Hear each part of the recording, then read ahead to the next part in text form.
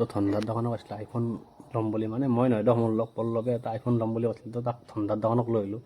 তো বলকচোন আপোনালোক দেখক ঠাণ্ডাৰ দোকানত আইফোন লৈ দেই, ছাৰক দিলে আইফোনটো লৈ দেয়। নমস্কাৰ, আপোনালোকে গম পাই ধনৰ দোকানত কিবা এটা প্ৰডাক্ট চেল কৰিলে আমি নাৱৰ বুলি উপহাৰ দি দিওঁ। আৰু এতিয়াই আইফোন 15 to 56 GB আমি এইটো চল আউট কৰি দিলো। আৰু আমি গোটেইখিনি কথাই পাতি আছো, আপোনালোকে ভিডিঅ'টো স্কিপ নকৰিব। আৰু আমি এইটো কিয় মানে ভিডিঅ' ইমান দীঘলীয়াকৈ বনাব গৈ আছো, আপোনালোক গোটেইখিনি কথাই কৈ আছো। নমস্কাৰ। কাৰণে ভিডিঅ'টো বনাব খোজা নাছিল, আৰু তাক মই মানে কৈছো যে তোমাৰ লগত কোনো ধৰণৰ কথা আমি নাপাতো, জাষ্ট তুমি মোৰ কাষত থিয় হৈ থাকিলে হ'ল। কিন্তু যোৱাকালিও নিব আহিছিল এই আইফোন 16টো, কিন্তু কিয় নহ'লে মানে যোৱাকালি পইচা আজি কিমান দাম পেমেণ্ট দিছ? 5,000। আপোনালোকে ভাবক, ধনৰ দোকানত কালি তাৰমানে গোটেইখিনি বস্তু আচলতে মোবাইল এটা চাব আহিছিল যে ধনৰ দোকানত কথাটো সত্য হয়নে নহয়, যে 5,000, 2,000, 3,000 টকা ডাউন পেমেণ্টত মোবাইল ওলাই না নলাই। আৰু এই বস্তুটো চেক কৰাৰ কাৰণে আহিছিলে। আৰু মই গোটেইখিনি বস্তু যোৱাকালিয়ে চাই দিছিলো।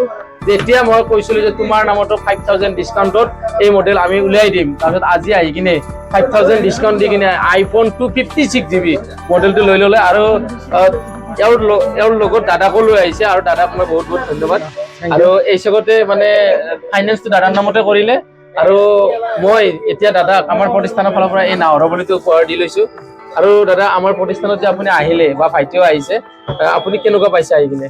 ভালেই, মানে আপোনাৰ দোকানৰ নাম আছে বুলি শুনিছো, সেইকাৰণে আহিছো। আৰু আমি যে এতিয়া ভাইটিয়ে কালি বিশ্বাস কৰা নাছিল এনে মোবাইলটো, আপুনি অহা নাছিল বাৰু, কালি মোবাইলটো ভাইটিয়ে চাব আহিছিল যে ধনৰ দোকানত 5,000, 2,000 এইবিলাক যে মানে কৈ থাকে, সঁচাকে হয় না নহয় এই বস্তুটো চাব আহিছিল। যেতিয়া মই কালি হিচাপটো দি দিলো, আজি আপোনাক লৈ আহিছে, আৰু আমি এতিয়া আপোনাক 5,000 দি দিছো। হয় হয় আৰু এইটো সত্য হয় না নহয়? হয় হয়, সত্যই হয়। আৰু এই বস্তুটো আমি ভিডিঅ'ত যে কৈ আছো, আপোনালোকে ধনৰ দোকানত আহক। আৰু আমি এতিয়া গোটেই অল অসমতে আইফোন মানে ফাইনেন্সত মুকলি কৰি দিছো। আৰু বহুত জাগাত এতিয়াও মানে গোটেই অল অসমত ফাইনেন্স নকৰে, কিন্তু ধনৰ দোকানে কৰে। আৰু এইটোৱে ব্যতিক্ৰম ধনৰ দোকান। আৰু আপোনালোকে সকলোৱে আহক, আৰু ধনৰ দোকানক আপোনালোকে সকলোৱে মৰম দি গৈছে। আৰু এইখিনিতে মই সকলোকে ধন্যবাদ জনাম। আৰু বেছি আমি পলম নকৰো, যদিও মই দীঘলীয়া কৰিম বুলি কৈছিলো, আমি ইয়াতে ভিডিঅ'টো শেষ কৰিম। আৰু এতিয়া আমি আনবক্সিং কৰাৰ কাৰণে আমি মোবাইলটো আগবঢ়াই দিছো। আনবক্সিং কৰ ভাই। কি কৰা এইটো? আৰু বেছি নকলো দে, নহ'লে অলপ ফাচাব খুজিছিলো আৰু নাখাইছিলো। কালিতো ফিৰি যাম না।